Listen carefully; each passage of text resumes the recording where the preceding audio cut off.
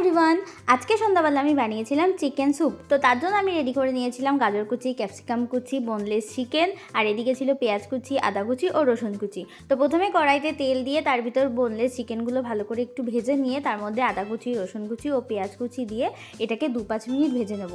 বিশ্বাস করো, এই প্রথমেই আমি চিকেন স্যুপ বানালাম আর খেতে কিন্তু খুব সুন্দর হয়েছিল। তারপরে এর মধ্যে দিয়েছিলাম কেটে রাখা গাজর কুচি, ক্যাপসিকাম কুচি, কিছুটা নুন আর কিছুটা গোলমরিচ গুঁড়ো। তো সব কিছু দিয়ে আমি ভালো করে নাড়াচাড়া দিয়ে দিয়েছিলাম আর 2-5 মিনিট ভেজে এর মধ্যে আমি দিয়ে দিয়েছিলাম 1 লিটার জল।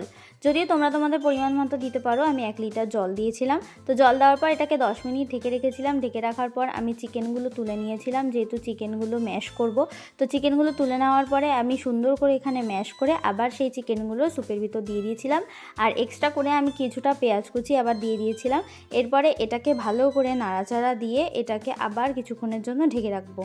তো তারপরে আমি এদিকে রেডি করে নিচ্ছিলাম কিছুটা কর্নফ্লাওয়ার। একটা বাটির ভিতরে কিছুটা কর্নফ্লাওয়ার আর জল দিয়ে এটাকে ভালো করে মিক্সড করে আমি স্যুপের ভিতর একটু একটু করে নাড়াচাড়া দিচ্ছিলাম, যাতে একসাথে লেগে না যায়। একটু একটু করে দিচ্ছিলাম আর একটু একটু করে নাড়া দিচ্ছিলাম।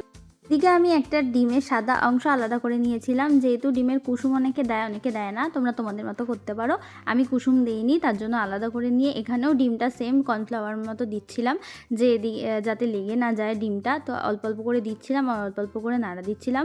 আর এটা একদম লাস্ট টাইমে করছিলাম। আর ডিমটা দেওয়ার পরে কিন্তু একদম গ্যাসে রাখা যাবে না আর বেশিক্ষণ জ্বালানো যাবে না।